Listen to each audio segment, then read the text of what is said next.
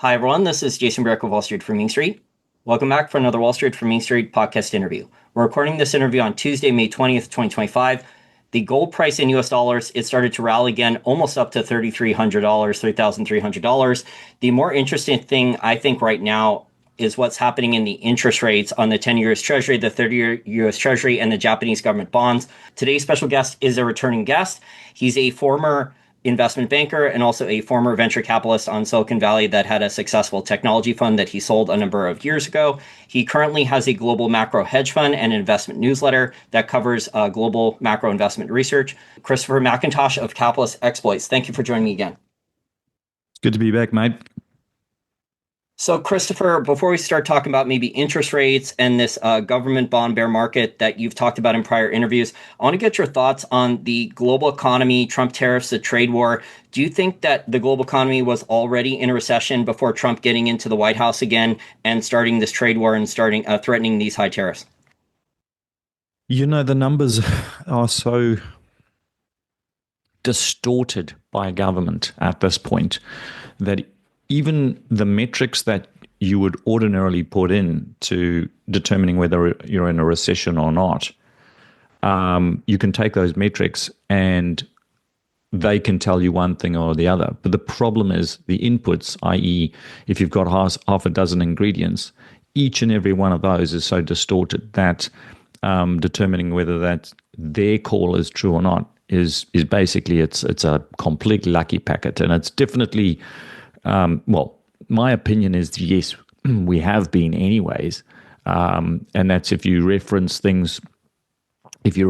pricing to a basket of hard assets, then it's pretty clear that we rolled over some time ago. So, you know, one of the things that the establishment use is narrative and perception control. So at this point, when people say, well, you know, are we in a recession or aren't we in a recession?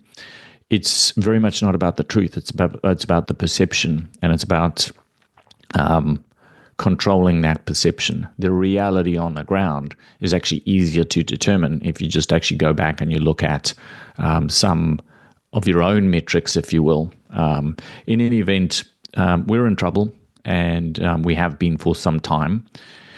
But that's nothing new. So, you know, it's same old, really, to some degree. I mean, the entire tariff thing, Jason, is, there's a lot we could talk about it. But essentially, what you've got is a deindustrialization of the US that's been going on for years and years. Wall Street has just assets stripped. The United States, you've swapped productivity for paper, and those paper assets are also liabilities, and they're all due at some point. And the interest coupon on those liabilities is now problematic because the revenues coming in are insufficient to actually sustain the coupon payments. And so, you know, so you go, well, what's the trade war about? The trade war is actually just about a controlled bankruptcy of the United States, in my opinion. It's essentially a Chapter 11 restructuring. So what they've gone and they've done, and you can see this from the actual percentages of tariffs, they have absolutely nothing to do with any quote-unquote reciprocal trade. They have everything to do with trade surplus. So you've basically gone and they've said, what's a trade surplus? And then let's hit them with a tariff that is brings it back into line, which is essentially punishing the productive that you've exported your productivity to, and trying to bring that back in line. I think it'll be a complete colossal failure for the simple reason that it's not addressing the root cause of the problem. But it is what it is, and this is actually what happens at these times in history. So it's not unusual. It's completely, I guess one could say it's completely I would say normal. desperate. or yeah. It's to be expected. Again, when you take the long arc of history, then it's actually to be expected that this is what you'll find. So, here we are.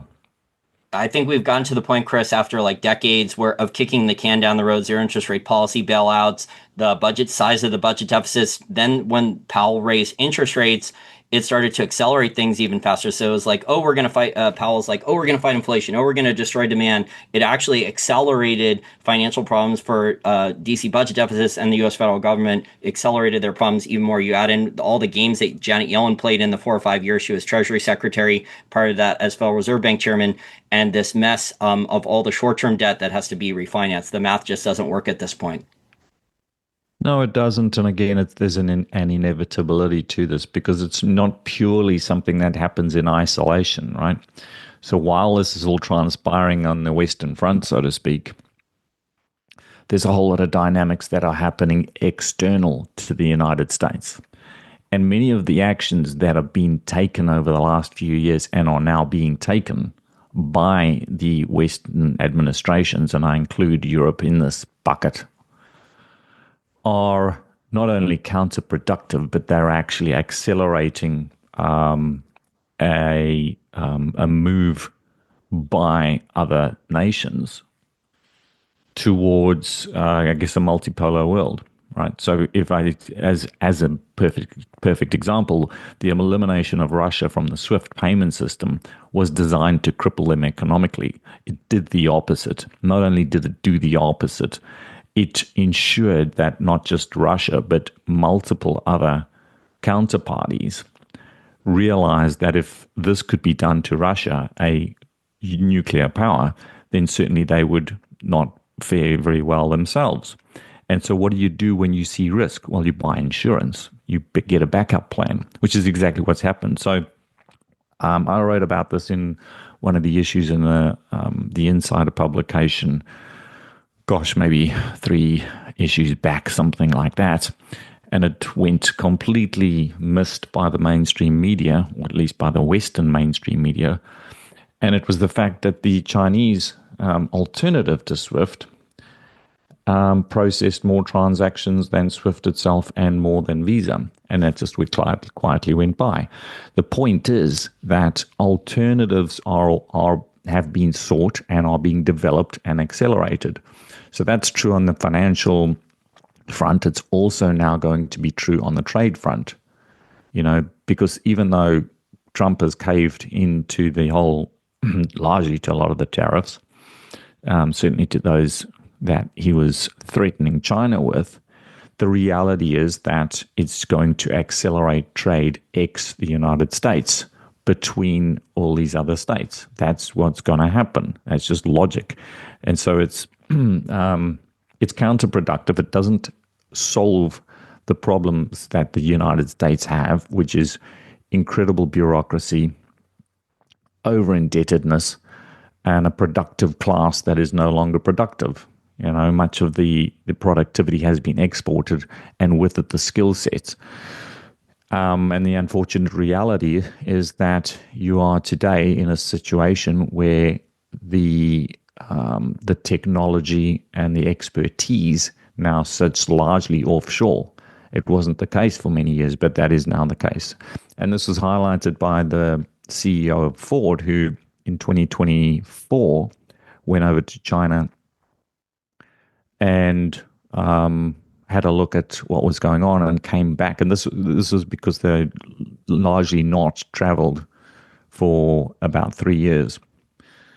Part of it was due to the whole COVID fiasco, but he came back and his statement was very clear. He said, we, i.e. the West and Western automobile manufacturers, have a new benchmark, and that new benchmark is Chinese manufacturing. That's not to say that they have to watch out that China's coming for them, but it was that they are actually below the Chinese market in terms of technology, productivity, etc., and they have this new benchmark. They have to now try and rise to it.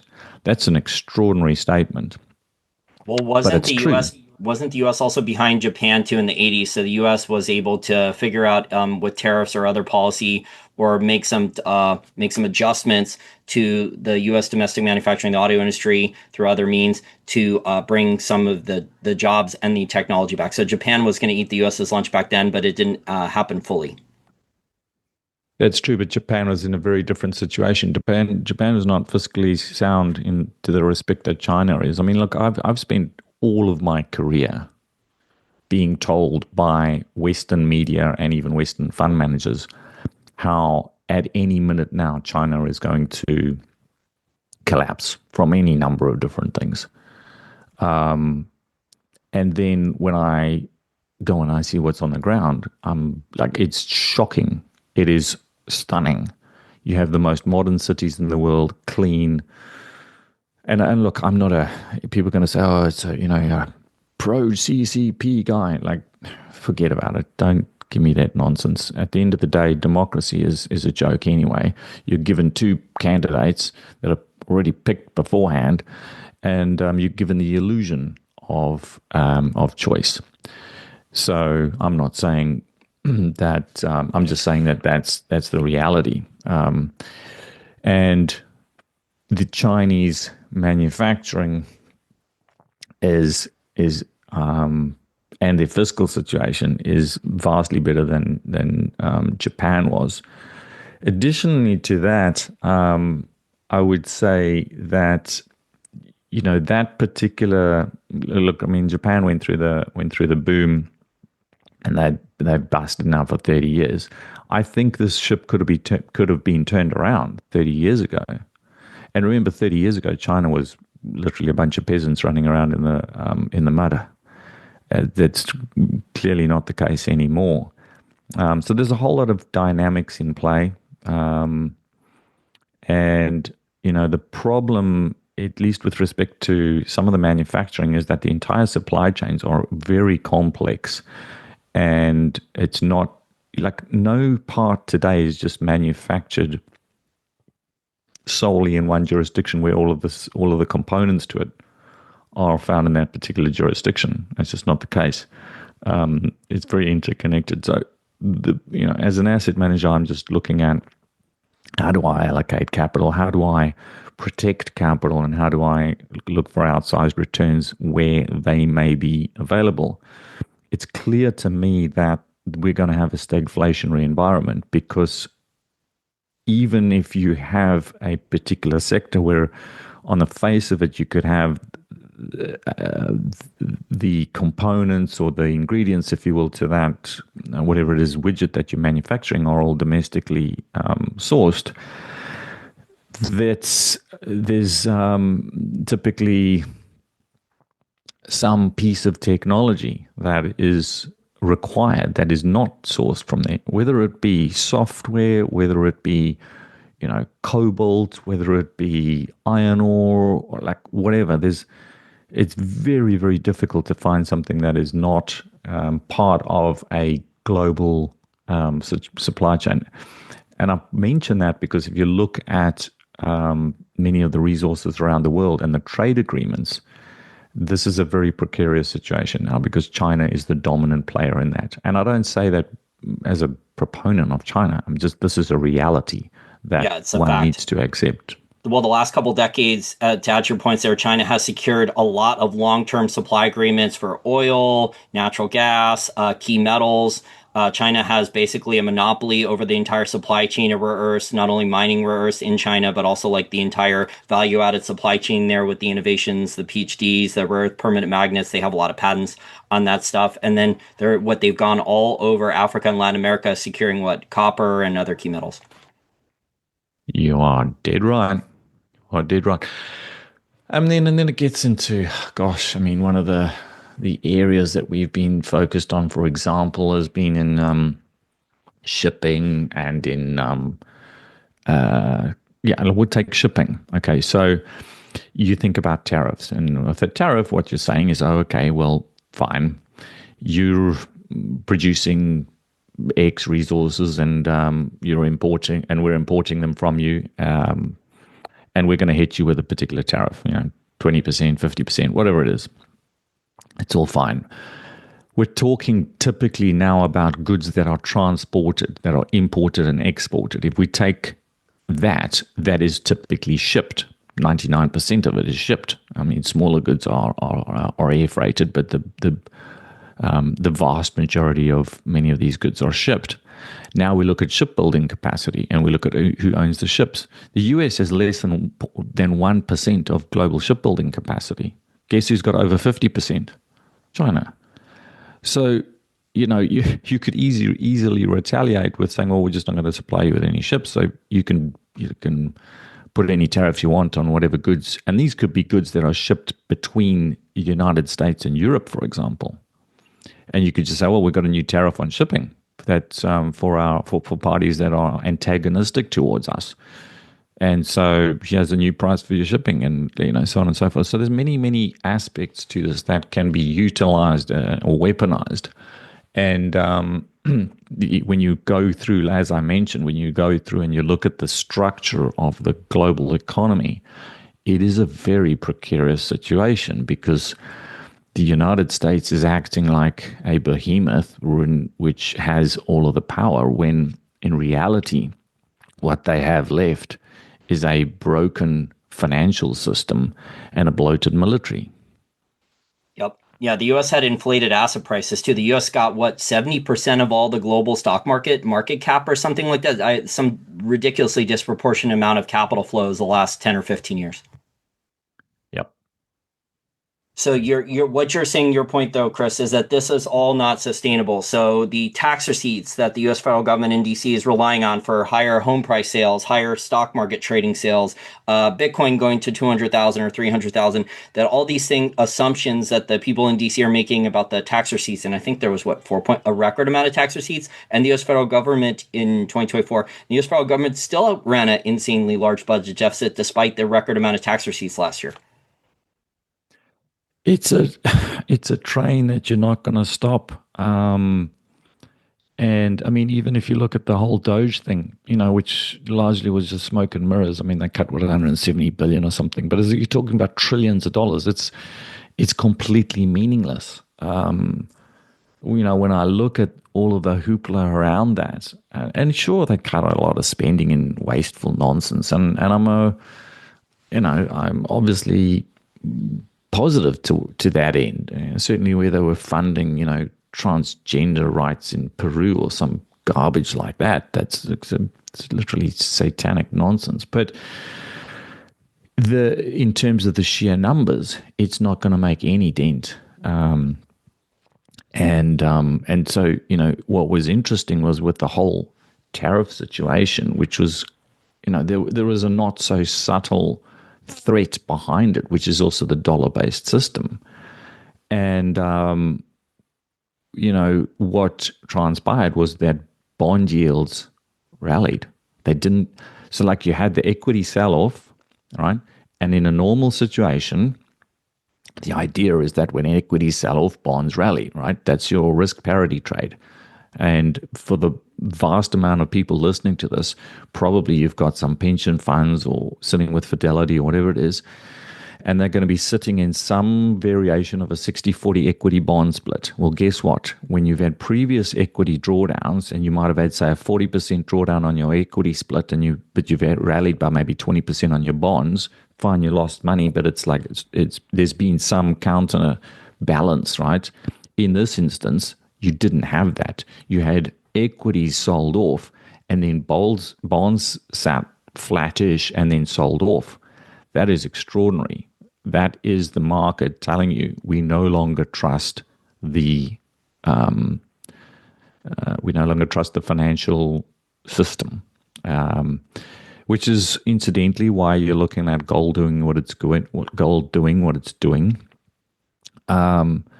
But no, this is a big problem, and look, I think it's a precursor.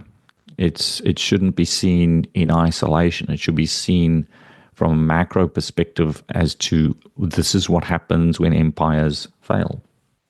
And you mentioned the Russia sanctions. I think that was the paradigm shift, because the non-G7 central banks were buying a good amount of gold before that, but in hindsight, Chris, now 3 full years post Russia sanctions from early 2022, the amount has doubled each month. So basically, all these non G7 central banks, the other countries saw, well, if they could do that to Russia, they could do that to us. Republican, Democrat in the White House or Congress, a lot of the budget deficit policies are the same. The sanctions may be double down or worse. It seems so. The macro trade, Chris, to me seems like these non-G7 central banks have just decided we don't trust the reckless spending of DC, the budget deficits, and their potential sanctions. And they, instead of buying treasuries with trade surpluses or foreign exchange, they're dollar cost averaging gold. That seems to be the main macro trade the last 3 or so years. Yeah, so there's something interesting that's been going on. I've been writing about it fairly extensively, and it's this. Gold has been in a phenomenally strong bull market, but it's not institutional buying. If you go and you look at the percentage allocation from fund managers and from institutional capital, they're basically not allocated. So then you go, well, hang on a second. Well, who's buying? And the answer is it's central banks. It's central banks, and to some degree, it's sovereign wealth funds.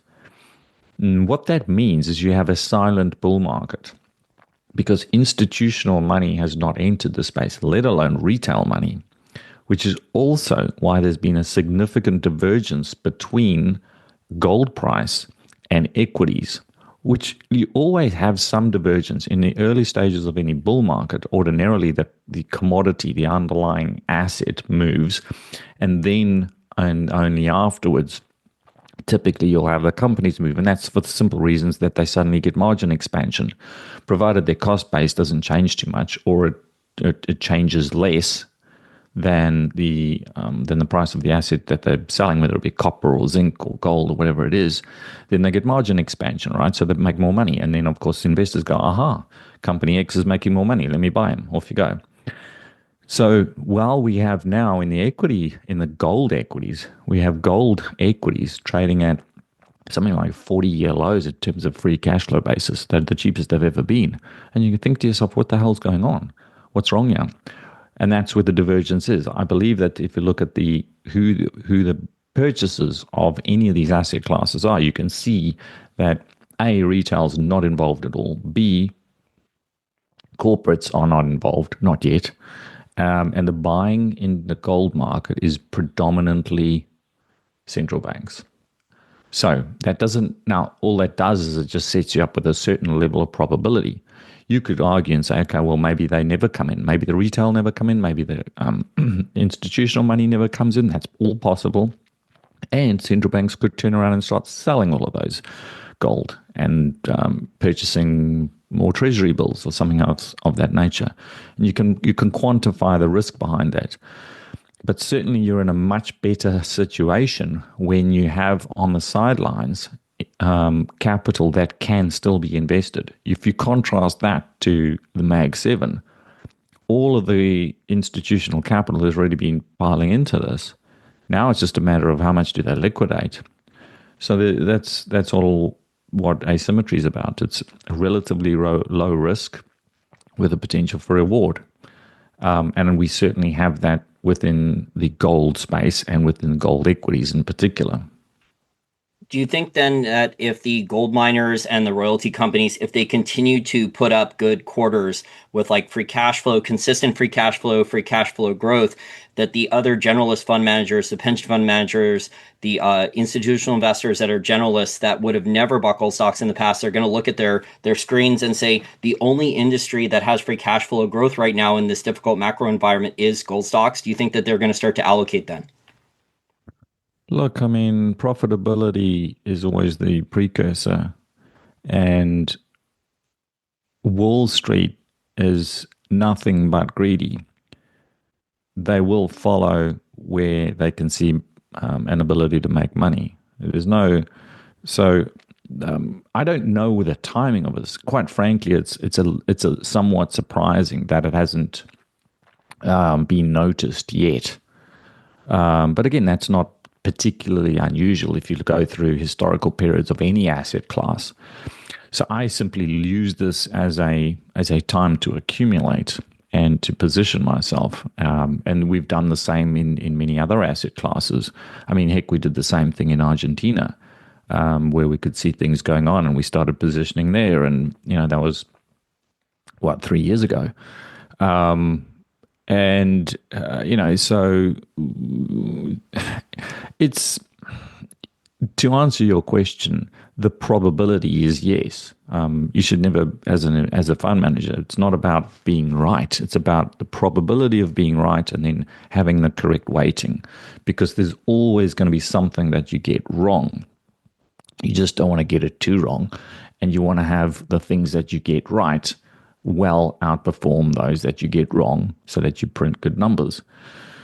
Most people don't understand that. They don't understand portfolio management.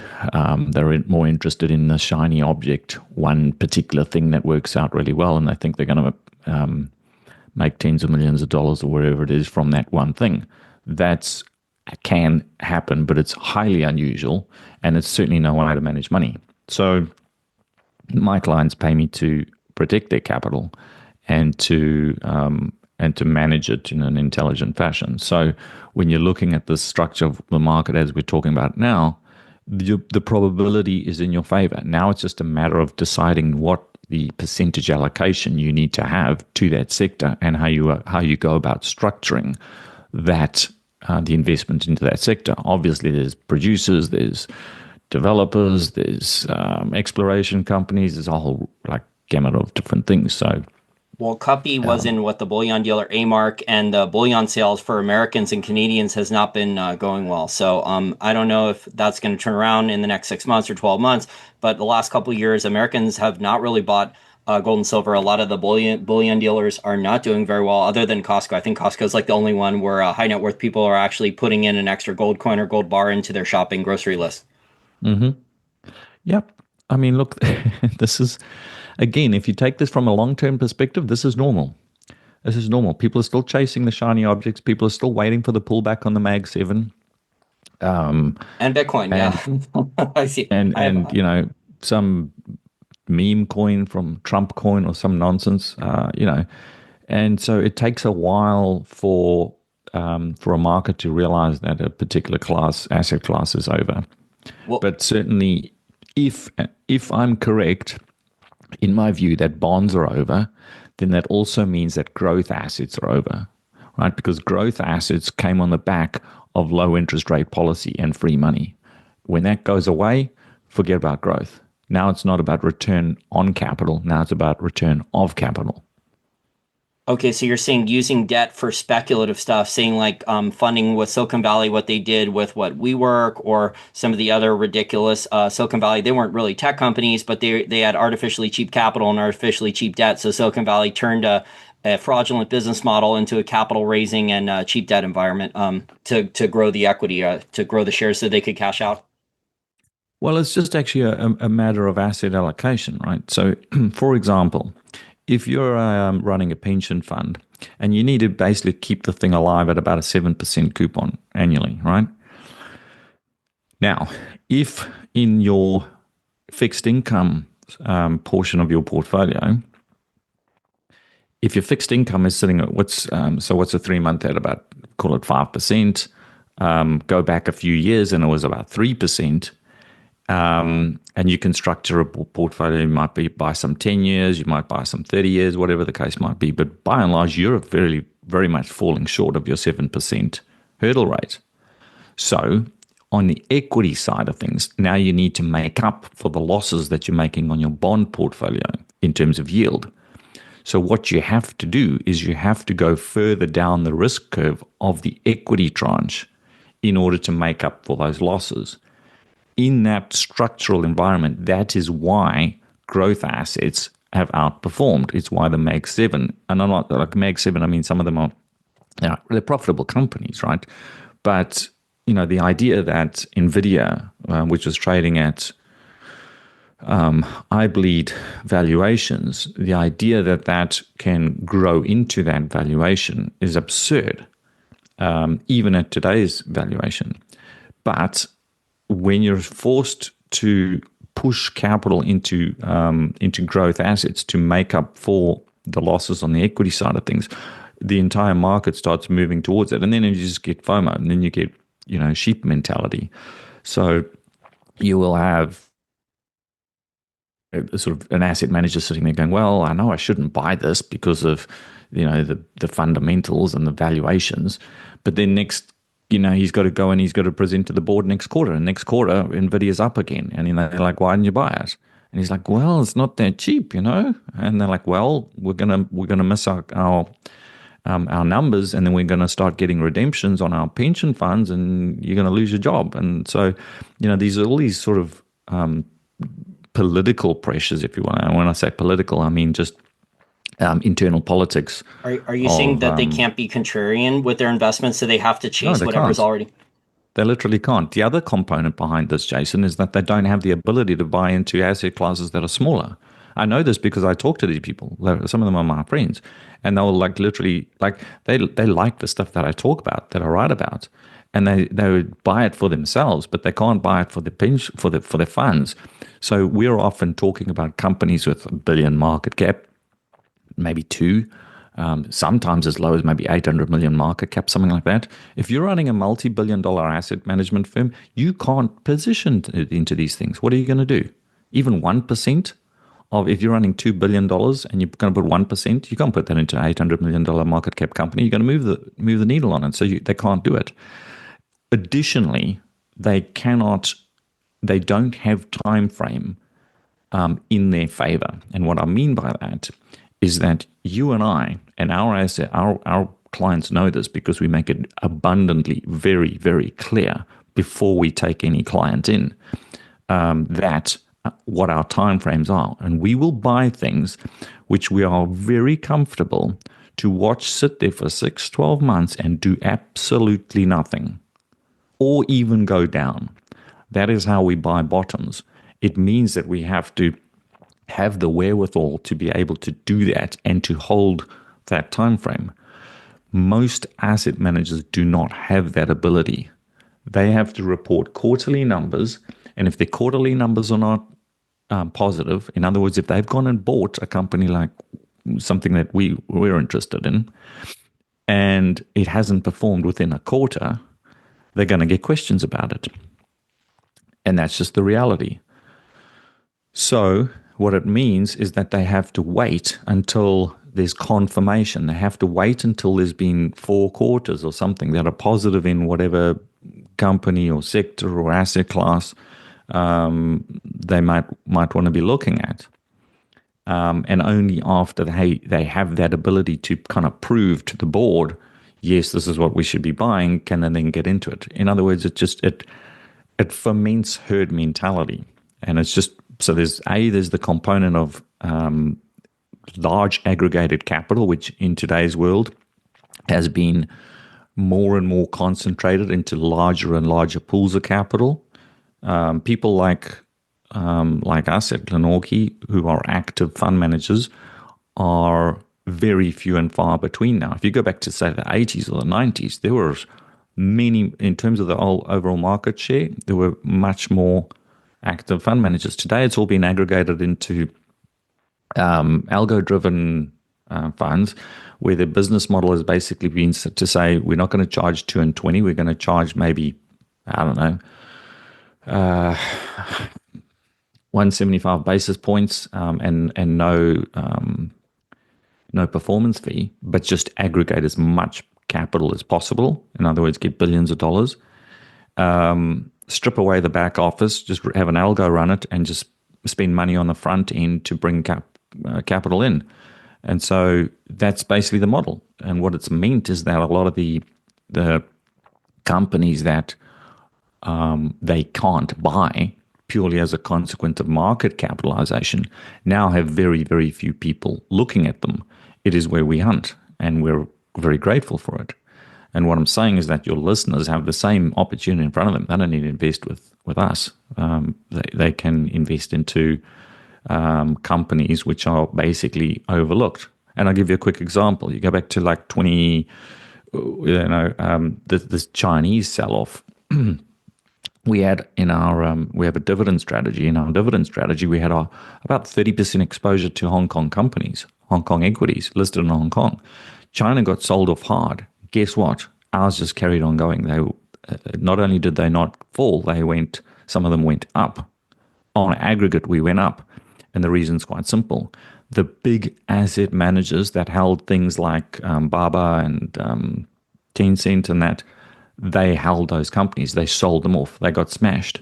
The companies that we're owning are small and were never owned by large institutional blocks of capital, so they never sold them. And they're very profitable, so they just kept printing money.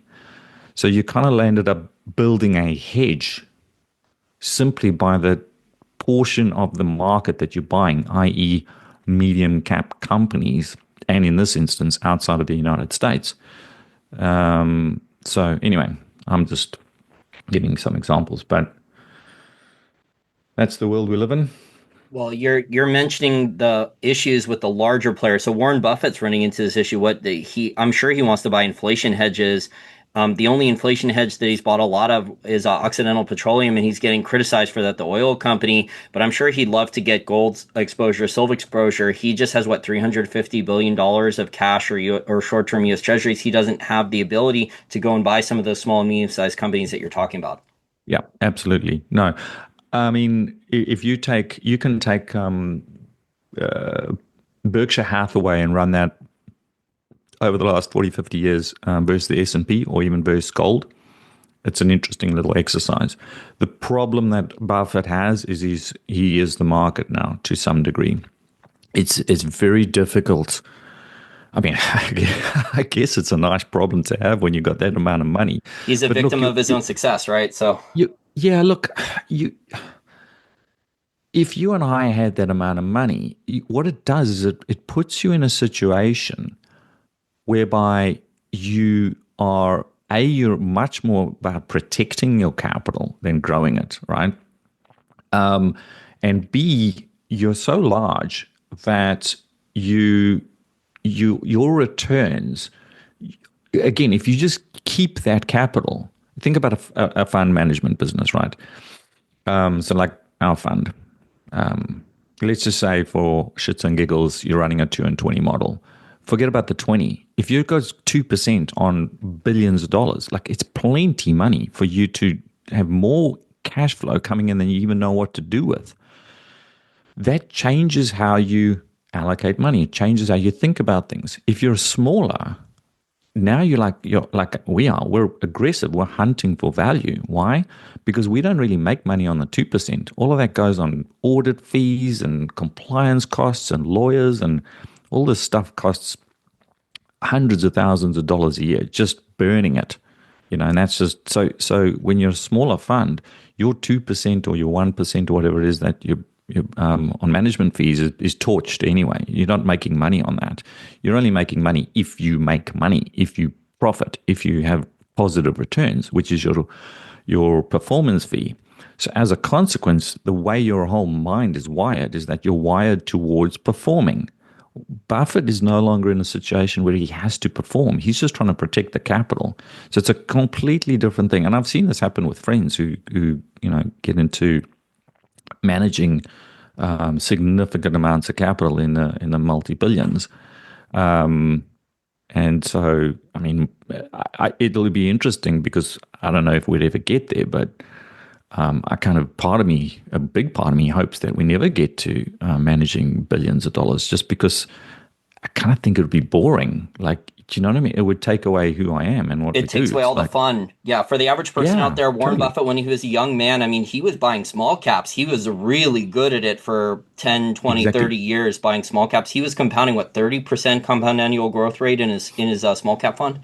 100%, exactly, and that would have been that's fun. Like, that's because at some point, once you've got enough money to look after yourself, it's just about fun. It's just about beating the market. It's about the intellectual pursuit. And I feel sorry for him to some degree in that, he just doesn't have that anymore. Like now what does he do? Like you said, victim of his own success. But yeah. I mean, look, we shouldn't feel sorry for Warren Buffett. Well, I think Chris is highlighting a point there that for the average retail investor listening, there are opportunities available to them that are not available to the big players because it won't move the needle for them or they can't allocate capital into some of these small, medium-sized companies. So would you say then that from a contrarian standpoint, some of these gold companies, as long as they can maintain profit margins, their costs don't rise, and then what oil, isn't oil the oil market with on the oil futures contracts and some of these other oil stocks, aren't we at like a 20-year bearish low or something like that for sentiment? Yes, we are. Um, it's gosh, I could talk all day. On the oil side of things, what's fascinating to us is the shortage in supply on offshore in particular. The fact that we have in the US shale on the decline is something that we've been mentioning for quite some time, and how that's going to impact the markets. Because for the last time we got bailed out on the oil side of things was with the advances in shale, and that excuse me, that isn't going to transpire this time. All of the all of the gas fields now are in decline, except for the Permian, and the Permian looks like it's topping out. And what this also means is for natural gas production, there's a significant play there. So we're actually very bullish and long natty gas production or natty gas stocks at this point in time. So uh, yeah, I mean, it's there's an entire sort of dynamic across many of these sectors. People often think of oil and they just think of the price of oil, but there's entire supply chains. There's, like I said, in the offshore space, we've got roughly 70-80% of the players that were in that market have gone away, which means that the remainders, those that are left, own 100% of the market, and they're booked out and very profitable. So it almost doesn't matter to some degree what the price of oil does, insofar as your offshore drillers and even things like pipe manufacturers and service vessels and so on and so forth are a very interesting place for us to play in. Well, the deep water offshore rigs, I mean, there was a bear market for Transocean and Diamond Offshore and Seadrill. I think Seadrill went bankrupt three times. The Mm-hmm. investment bankers, the bankruptcy specialists restructured it and screwed it up quite a few times. Those older drilling rigs, they were shut down. So there's a supply issue there too. They're not going to be quickly bringing on a lot of deep water offshore rigs, and the rigs that are available, I mean, they could keep raising the lease rates on those things. Mm-hmm. You got it. I mean, that's what we like looking. We like seeing mass scale bankruptcies. And then we typically sit and wait, and we wait and then start positioning. Yeah, where it's not just an individual company or two that goes bankrupt, where across a sector you see mass scale bankruptcies. And Well, didn't the that's Permian Basin bankrupted offshore, right? Because it drove the oil prices down to Mhm, where it no did. deep water offshore was economic, basically. Exactly. You were like, well, we can just suck this stuff out with a straw, stick it in the in the land and suck it out with a straw, and it's great. Again, that was the boom in shale. The second order effect of the boom in shale was the decimation of the offshore space, right? And now we're looking at it and we're going, hang on a second, shale is not like it's not going to bail us out again. All of the basins are in decline except for Permian, which is now, like I said, it looks like it's topping out. In fact, what's his name? Scott. I can't think of his surname. The CEO, former CEO of Pioneer, they just sold Pioneer Resources last year, and he sold it, and he made an interesting comment, which is to say that all of the tier one assets across all of the shale have been drilled, and that's why they're selling, because shale is not like your Gawar or your North Sea or any of these other oil deposits. Shale is very different. Its decline rates are exponential and very rapid. And so, it's a little bit more like a burning match in that it burns out quite quickly. Well, they got more Um, efficient with the octopus drilling pads and pulling the oil out even faster. So they drilled those horizontal wells even more efficiently and better. They pulled the oil out even faster to grow production, which means that what the reserves are going to be pulled out of the ground even faster. yeah, look, again, Scott mentioned it. All the tier one assets have been drilled. So it's basically all the easy stuff's gone. And so now it's not that there's no oil left. I'm not saying that. There is oil, but it just ends up becoming less cost competitive to pull it out. And the volumes are not there. Again, it's not like a traditional large oil find. So you go, okay, well, what are the repercussions to this? Some of the repercussions to this lie in the very subsector that got smashed as a consequence of the boom in shale, which is your offshore space. And so now you've got the offshore space where many of those assets are sitting out there offshore and they know exactly what the price is for them. They know that there's like $20 oil out there sitting there. What they have to now do is go and spend a couple of $1 billion putting a rig out in the ocean and getting some OSVs and setting the whole thing up, and off you go. That requires some certain longevity of assets to know that they can actually recoup their capital, and also a political environment that is conducive to that, such that you don't go out there and spend a couple of $1 billion only to find that your government turns around and puts a massive tax on it because it's killing the brown spotted owl in northern West Virginia or whatever it is, and some climate crazies that glued themselves to the bridge somewhere, and all this sort of stuff. And so it's a very unique setup, one that we really like. And additional to it, you don't even have to be making a call so much on the future insofar as you're looking at companies which are already profitable. A lot of these OSV operators are booked out 80, 90% capacity. And you're like, okay, they're printing money. And remember, as you mentioned, a lot of them have been through bankruptcy processes such that those debt holders have now become equity holders. So the debt's been wiped out of the balance sheet. And here you are.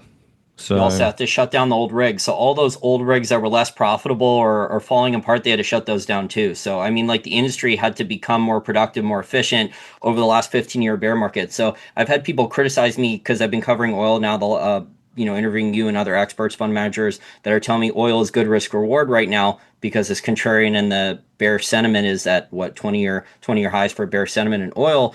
Tell me that my oil coverage is U.S. focused. Well, guess where 85% of the oil production growth was the last 15 years, Chris? It was like all shale, Permian Basin. That's where all the oil production growth was from just in Texas, Oklahoma, and New Mexico. that's right. That's right. And if you had that growth and it was only 10% of the market, that would be significant. But it's not. This was the dominant play. And it's been that way for like 25 years, right? 2008, yeah. Pioneer So, started like, 2008-9. There's a yeah, book we're called The coming up. Frackers. Yeah. Exactly. And so it's it's one of those things where the longer that you have a particular trend in motion, the more people become comfortable with that trend in motion being the status quo and being comfortable with it.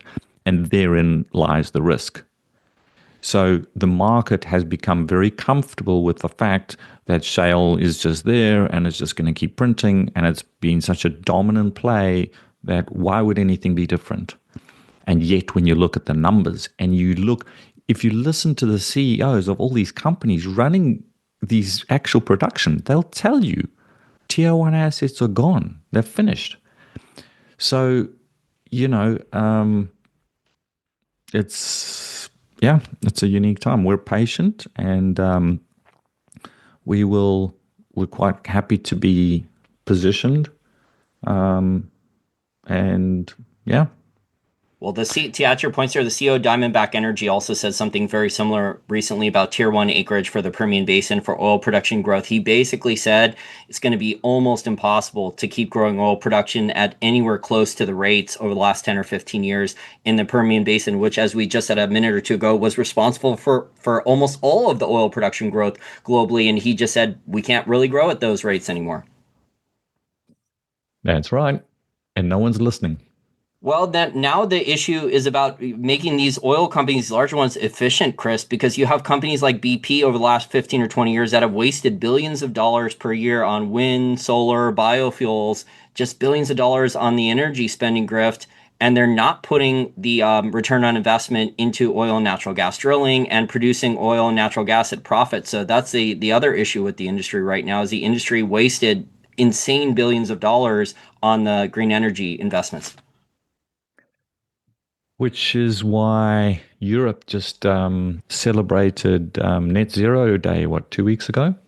Remember when Spain and Portugal went black? That was that was them celebrating net zero. They celebrate it with a blackout? Yeah. Oh boy. Well, their Yeah. electricity, if you're a small business owner or just a regular consumer, I mean, your electricity bill in the UK, I mean, like during the pandemic, like it was in some people, small businesses had $1,000 a month increase in their electricity bill. That's just brutal. And this is where things get into a geopolitical situation, right? Because let's say you're running some operation in Spain and your energy bills go up significantly. And you realize that you could relocate your business to some other jurisdiction. I don't know, let's say Turkey.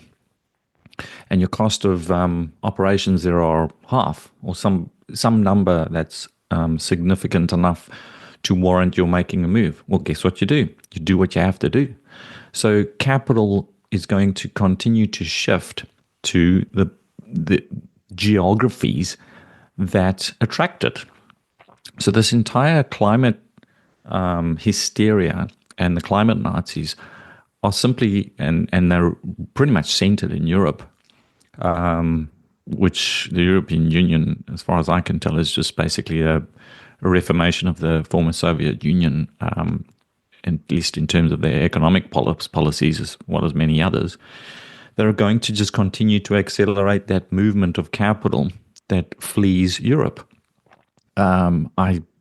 I've been watching it in Dubai. I mean, there's so many businesses that have moved out here to take advantage, well, not just take advantage, to flee what has become an oppressive tax regime whereby they cannot any longer operate. And so that's just one example, but there's other parts of the world that attract capital on a relative basis. But you're basically seeing this continuation of a deindustrialization of Europe, and With bad um, policies. And it's not because of capitalism or free markets. I think that's your point, Chris, is because of bad tax policies, bad energy policies, tariffs. I mean, Europe had value added taxes and other things on there prior to the Trump instituting the trade war. There were all these bad tax and bad green energy policies too. mhm, yeah. And Again, that's historically, this is what happens, every 80 or 100 years, and here we are. So on a sort of cyclical basis, what we're watching is actually fairly normal, if you will. Well, it's stupid from the politicians because I mean they're killing their own economy, their job situation for people paying taxes, their economy, and the small business owners. They shut down the nuclear power plants too, and that's carbon neutral. Nuclear is one of the most consistent, cheap electricity over the long term once the nuclear power plants built. I think we're going to see a nuclear power renaissance coming soon. Yeah, the issue with nuclear is that it takes a long time. So in the US, it takes roughly 10 years to get one up and running. We don't have 10 years. And we haven't talked about it, but there's another component to this, which is everyone's rabbiting on about, which is AI. I think the way to play AI is energy, because those data centers are extraordinarily hungry, which is why Microsoft is now talking about going and building their own nuclear facilities. But this is, if you were to make the argument, or if you were to look at AI, and some people are doing this as almost like a weapon, in that whoever wins the AI war, so to speak, will become largely dominant economically and potentially militarily. If that is true, then as a consequence, those that can power the AI data centers will also have an advantage. In that respect, China, for example, can build and does build nuclear power facilities at a 1/7, I think, is of the cost of those in the US. A lot of that comes down to regulation. So, you know, I think, and this is where I'm bullish on natural gas. The United States has a lot of natural gas. I think that's going to be the go-to.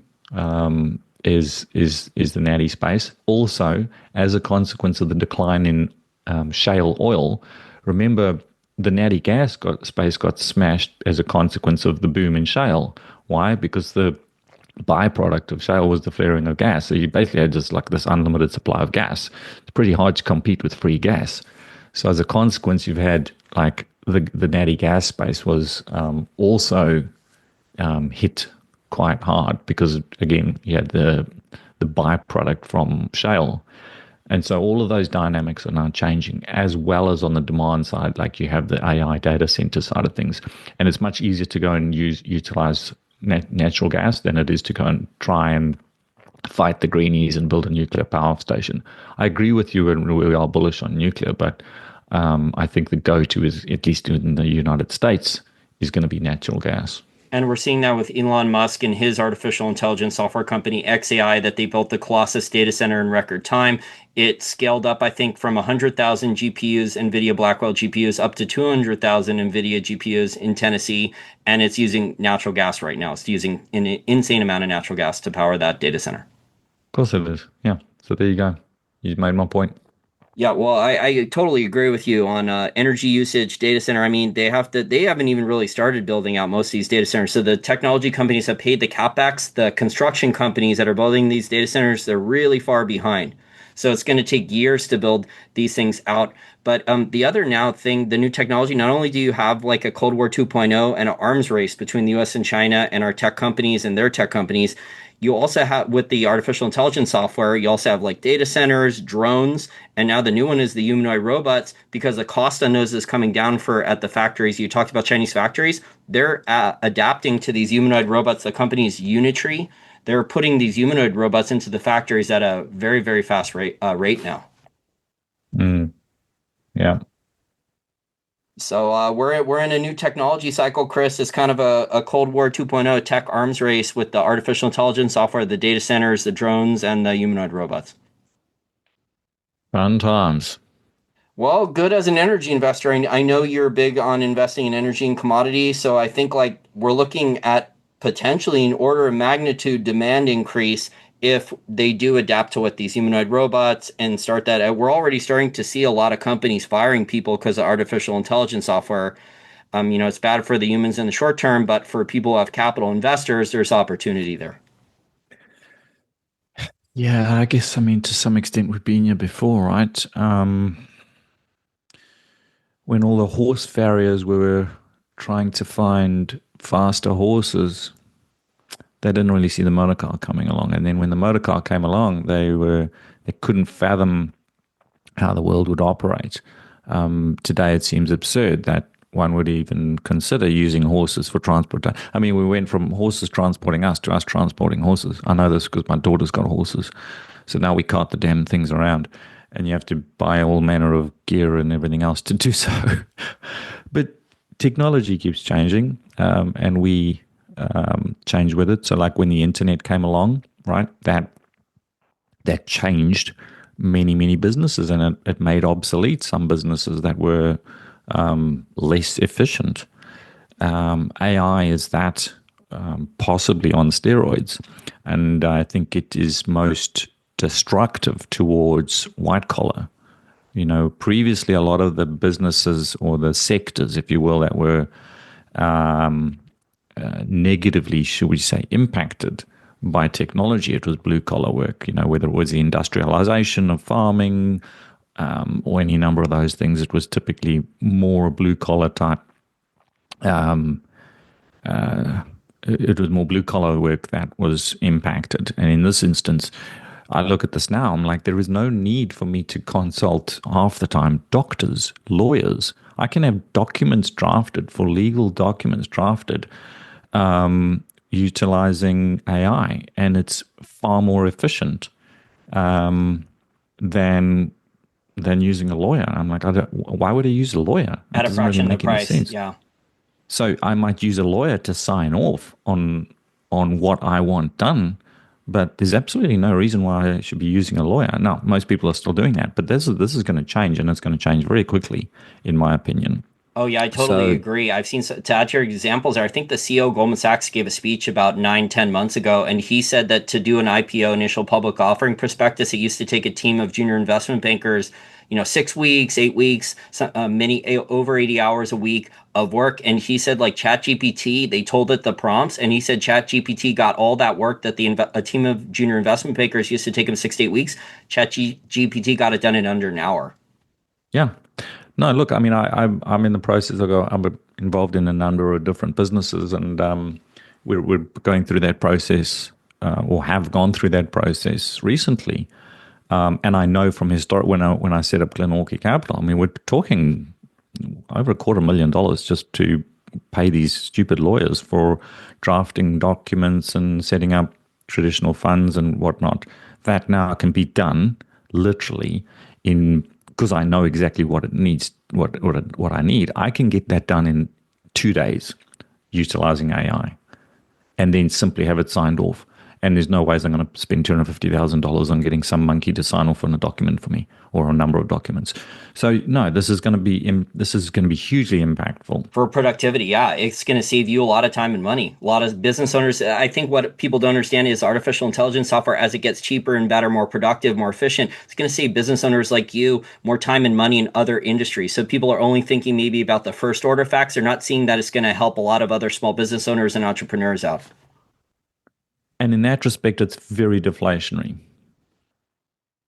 Just like the internet, right? And Mm. selling online. So Mm. there's going to be productivity boosts and the ability to get more efficient or sell more. It's going to help small businesses and entrepreneurs. I mean, even with doctors, I mean, it's potentially saving lives because I've had doctors that have screwed up a diagnosis for me for my autoimmune disease, shoulder surgeries, oral surgeons with bad gum graftings and other stuff. I mean, these artificial intelligence software programs, Chris, they can fix doctor errors for reading like MRIs and X-rays and stuff. They're diagnosing in some cases better than most human doctors now. Fascinating. Yeah. Fascinating.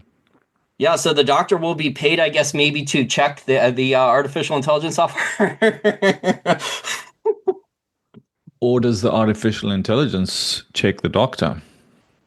You know, I mean, Well, I mean, they'll have a human stand next to the software. So the software, they'll yeah. load the X-rays or their MRI into the software, and the doctor will check to say, "Oh, I missed that. I missed that diagnosis. Thank you, AI, whatever they name the AI." Mm, yeah.